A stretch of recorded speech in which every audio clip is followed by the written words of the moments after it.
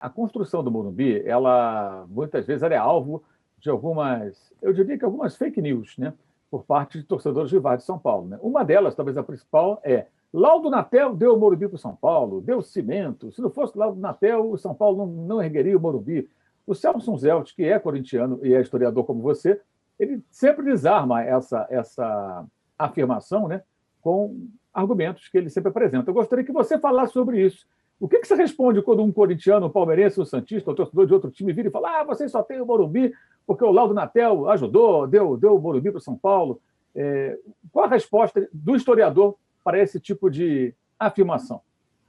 Bem, aí é o típico caso do cara que está falando como se fosse um especialista, mas que, na verdade, nunca abriu um jornal da época ou um livro para entender melhor o assunto. Então, vamos lá. Uma coisa que muita gente fala é que o São Paulo ocupa um terreno público. O terreno do Morumbi nunca foi público, nunca na história foi público. Ele era originalmente da Condessa Matarazzo, e depois ele foi loteado pela imobiliária Aricanduva, que não era pública. Então podem até dizer assim, no meio do Morumbi era para passar uma rua, é verdade, mas naquela época a legislação não previa que as ruas de um loteamento fossem públicas, elas pertenciam à imobiliária dona do loteamento. Isso só iria mudar nos anos 70. E ali o estádio do Morumbi já estava completo, já estava pronto. E aí, então, essa questão do terreno é algo que nem deveria ser levado em consideração. O Laudo Natel deu o Morumbi para o São Paulo? Bem, de certa maneira, sim, deu. Como presidente do São Paulo, não como governador do estado. Uma simples olhada na linha do tempo de governadores de São Paulo já mostra que isso não tem como ser verdade. Porque o Laudo ele foi governador pela primeira vez no segundo semestre de 66, que foi depois que o Adhemar de Barros foi cassado. No segundo semestre de 66, o Morumbi, a construção do Morumbi não estava andando. Você pode pegar fotos de jogos por exemplo, em 31 de julho de 66, o São Paulo jogou contra o Noroeste lá no Morumbi, né, na estreia do Campeonato Paulista. Você pega fotos desse jogo e compara com fotos do último jogo do São Paulo naquele Campeonato Paulista, no Morumbi, e o estádio não mudou, não cresceu nada.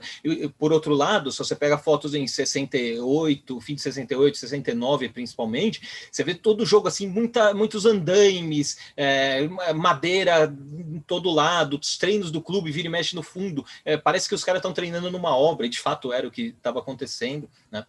Quando o Laudo Natel saiu, no comecinho de 67, janeiro de 67, ele foi substituído pelo Abreu Sodré. E o Abreu Sodré era rival político do Laudo. Tanto é que quando o Laudo foi escolhido pela ditadura para ser o sucessor do Abreu Sodré de novo, mas isso já em 1970, quando o Morumbi já estava pronto, o Abreu Sodré trabalhou muito forte contra o Laudo Natel. E então pode dizer, mas o Abreu Sodré ajudou. Não ajudou, ele não tinha por que ajudar. O São Paulo, efetivamente, ele retomou a construção do Morumbi, avançou bastante, porque até ali, depois que ele inaugurou o Morumbi incompleto em 1960, o estádio em si andou muito pouco. Andou dos gigantes que se chamam, que são pedaços do anel das arquibancadas, andaram até 1968, se eu não me engano, foram dois gigantes. Então, andou muito pouco. Uma boa parte disso foi em 64, até 64.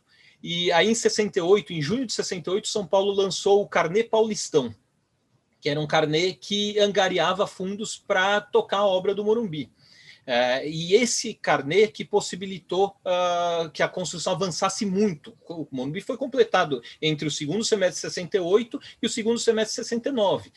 Teve depois obras de acabamento no finzinho, assim, lá perto da inauguração em janeiro de 70, mas ali era coisa cosmética, era coisa já de acabamento mesmo. O anel já tinha dado a volta no fim de 69.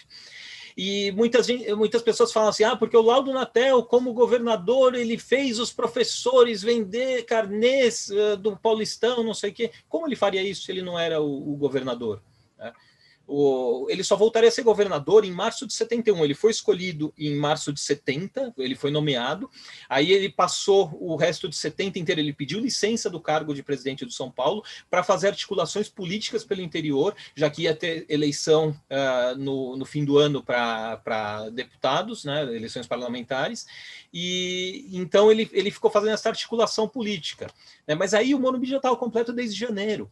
Então, tudo isso é um negócio que não encontra respaldo nos livros de história, nos jornais da época, mas se você for olhar em páginas que geralmente são com nomes de rivais e tudo mais, está lá a verdadeira história do Morumbi. E esse verdadeira é meio... É a fake news que não nasceu ontem, né, e continua muito viva por aí. Qual